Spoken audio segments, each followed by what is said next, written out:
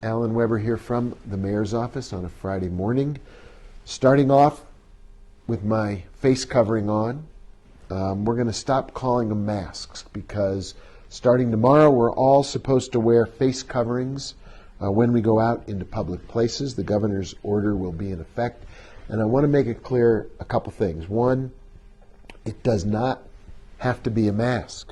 It doesn't have to be a surgical mask. It doesn't have to be a cotton mask. It doesn't even have to be a cool-looking mask like this. It has to be a face covering. The idea is my face covering protects you. Your face covering protects me. It's not to protect you from things coming in. It's to protect you from sending the little droplets out that we're all very unaware of that are part of normal everyday life. But we're not in normal everyday life anymore. We're in COVID-19 life. And so wearing a face covering protects the people around you from the 6-foot possibility that droplets from you would reach them. So if you're asking yourself, where do I get a face covering? Or I want to comply with the governor's order, but I don't know how.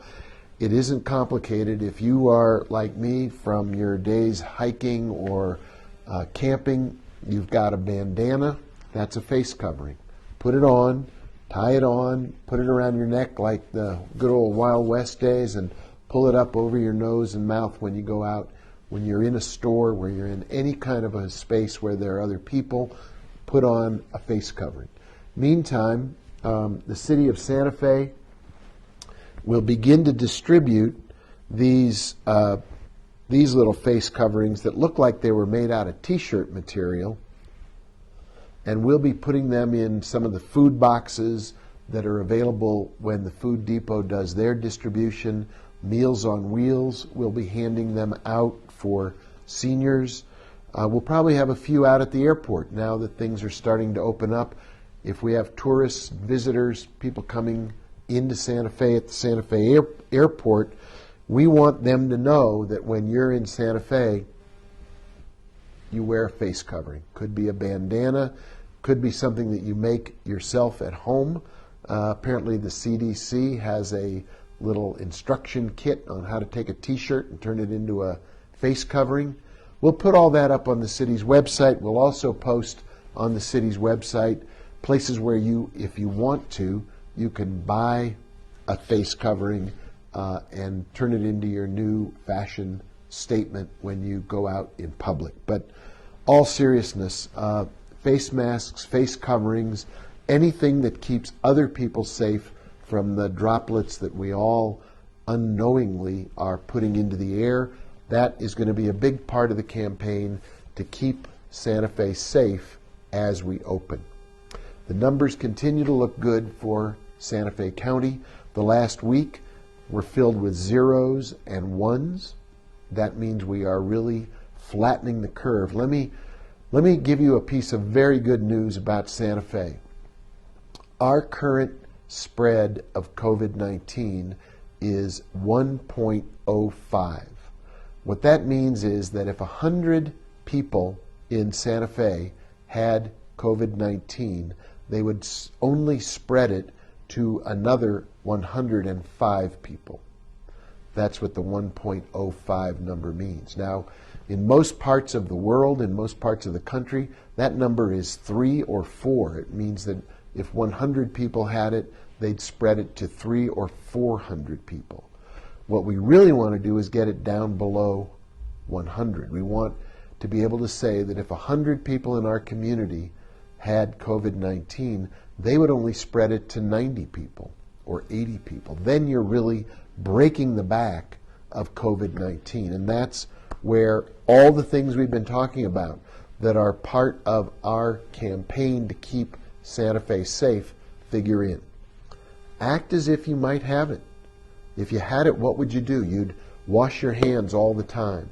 You'd use hand sanitizer to make sure that you're germ-free.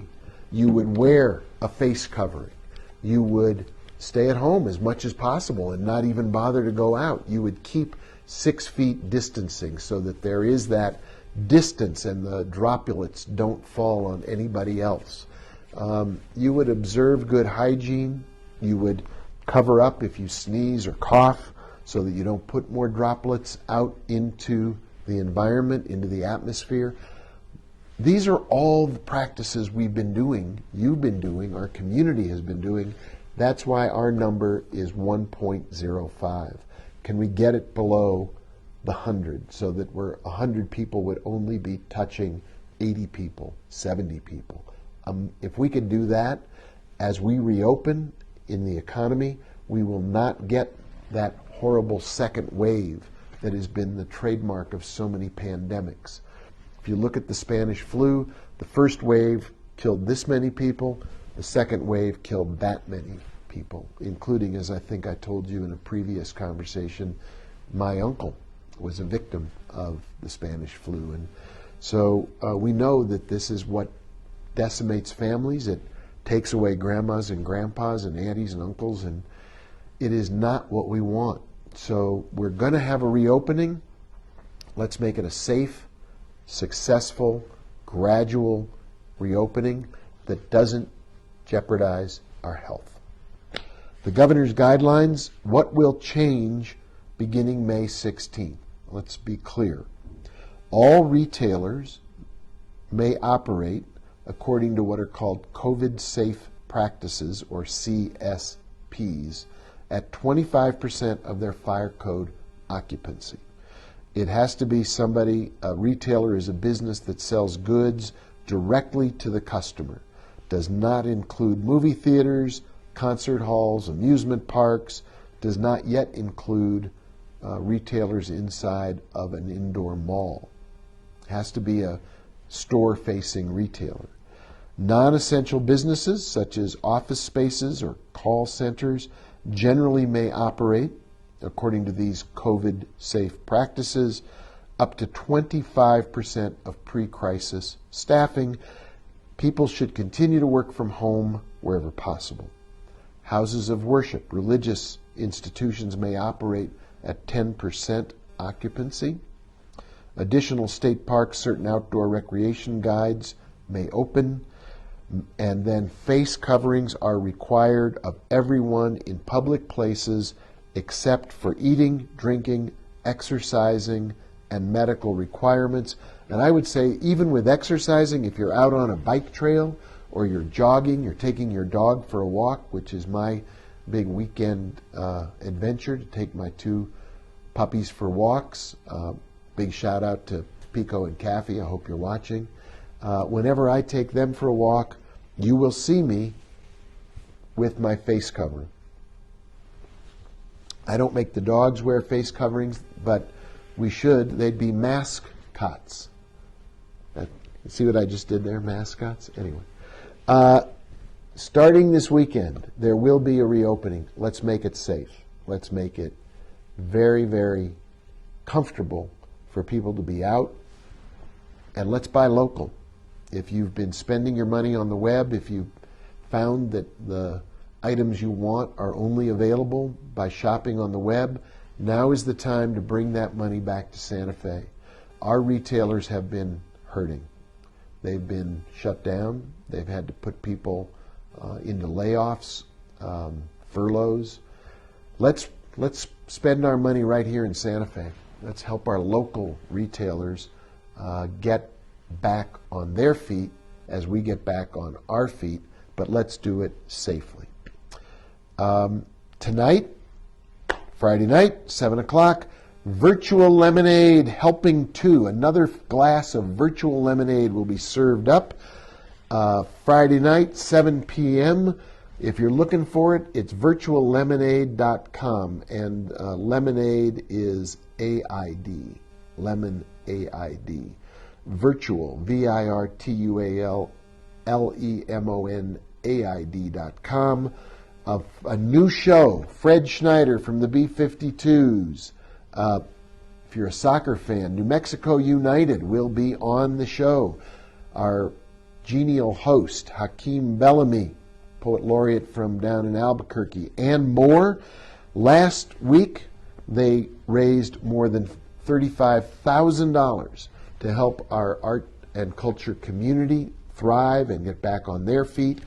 Some of the money goes to our Connect Fund, city-county effort to keep helping people who are really stressed out by the COVID-19 and the economic aftershock. Special benefit tonight. Let's raise another $35,000. Let's double that tonight. It's on the air, virtuallemonade.com. A lot of fun, a lot of entertainment. Last week we got to listen to Buffy St. Marie. There was a great lineup of music and talent and interviews. Tune in again tonight. Hakeem Bellamy will be the host, and some great talent. If you're a soccer fan, as I am, this is a chance to see the New Mexico United team help raise money as a response to the COVID-19 virus. What do we say about virtual lemonade? When they give you lemons, make virtual lemonade. What else is going on? We had a city council meeting last Wednesday night. Very, very long and a very, very successful meeting. I thought the council questions around all of the land use cases were very productive. We learned a lot about the hotel industry and approved a new hotel for downtown Santa Fe right next to the Lenzik. It will fill in what has been a parking lot, turn it into a productive boutique hotel. Chances are nothing will happen for a year or so given the economic climate and the healthcare crisis, but the approval says let's go ahead and add a boutique hotel, and those jobs, that economic boost couldn't happen at a better time. We could really use that stimulus, and I think the council did a great job going through the criteria, matching it up to the proposal, and voting in favor of that hotel. Also coming up Tuesday, May 19th, we are going to have two lateral transfers join the Santa Fe Police Department, adding to our ranks, and 11 cadets will be sworn in, so a net increase of 13 new police officers for Santa Fe. This comes at a time when we are all very conscious of the role that our public safety officers, police and fire and first responders, the role they play in keeping us safe, not only in traditional terms when it comes to public safety, but they're now on call as first responders to go take care of people who are suffering from the COVID-19 virus. So congratulations to our new cadets. Thank you to our two lateral transfers who will be coming in and be able to add to our ranks very quickly. Also coming up in the future, this last Tuesday night, we had the first of a number of Meet the Developer meetings, virtual meetings, where questions were raised by the community at large. Residents from across the community could ask the developer and the team of members of the development team for the Midtown campus a whole bunch of different kinds of questions about housing, about higher education, digital entertainment, the impact on the surrounding neighborhoods. It is so refreshing to see our community members who are on that development team from businesses and organizations like YouthWorks and HomeWise, Christus St. Vincent, some of our really excellent nonprofits and for-profit organizations, home builders who are here in town on the Zoom call, on the platform, answering questions from you about how you feel about the Midtown campus. As you know, at this moment we have a contract with the master developer, but there is no master plan. And so the work that lies in front of us for the next months is to get your input, the input of everyone in our community who cares deeply about the Midtown campus, so that when there is a master plan, and it does have housing, higher education, digital jobs, digital entertainment, arts and culture uses, open spaces, community uses, all of those will be based on the input that comes from these Meet the Developer opportunities. So if you haven't had a chance to tune in, the next one is not this Tuesday night, but the next Tuesday night after that. They'll continue every other Tuesday night. 5 to 7. Continue to take questions, so the floor is open. You can go to the city website and find both the meeting and a place to put in your questions. This is how we build a master plan that reflects the needs, the desires, the wants, the aspirations of everybody in Santa Fe. So please participate. Please have your voice heard. If you have any trouble finding that website or the meeting, contact our Constituent Services Office or Economic Development team. Will direct you both to put your question in the hopper and make sure you can tune in. Tuesday night there were more than 70 people tuning in, asking questions, getting a dialogue going with the developer and the development team. That's going to continue. So please weigh in and have your voice heard. Make sure you fill out the census. Speaking of having your voice heard, there are millions of dollars on the table about how much money comes to Santa Fe and New Mexico based on the census. And everybody needs to count. Everybody needs to be counted. So fill out the census. I did it on the web. It took about 15 minutes. There are no questions involving, are you a citizen? That was kicked off the form. It's just, how many people live in the household? We need to count you. So please do that. Also remember, we're in the run-up to an election, early voting. Absentee ballots are available. If you don't want to do a stand-in-line vote because you are concerned when Election Day rolls around that you won't be exposed, you don't want to be exposed to any chance of a COVID-19 interaction, no worries. Get an absentee ballot and make your vote count. Here again, every vote matters, every voice matters, so get an absentee ballot, get yourself in a position so that your voice will be heard when it's time to count the votes. That about wraps it up for this Friday. Please enjoy the weekend. The weather is getting even more beautiful, although we have a moth infestation in Santa Fe. I know I have one in my house. You may as well. I guess they're short-lived, so don't worry too much. But do remember that as the weather gets more and more beautiful and we want to go outdoors, we want to enjoy the hiking trails, the paths, the parks, the golf course that's opening, all good. But here's the kicker. We want to open Santa Fe safe. So remember to get some kind of a face covering. Doesn't have to be a formal mask, can be a bandana. It can even be a little handkerchief that you just tie over your face when you go out into public. The governor has made it clear face coverings will be required of everyone in public places with exceptions for eating, drinking, exercising, and medical requirements. So I'll be wearing my face covering. You should be wearing yours. Please remember to use hand sanitizer. Please remember to cover your face with the crook of your arm when you go to sneeze or cough. Don't put the droplets out into the environment. Keep 6 feet distancing. That's how we stay safe. That's how we drive down that spread number below the 1.05 that we're at. Stay safe, stay healthy. Let's keep the Santa Fe promise, which is we will take care of each other. We'll act as if we might have the COVID-19 virus and act accordingly by covering our faces, washing our hands, keeping social distance. That's how we do it. That's how we stay safe. That's how we reopen the economy.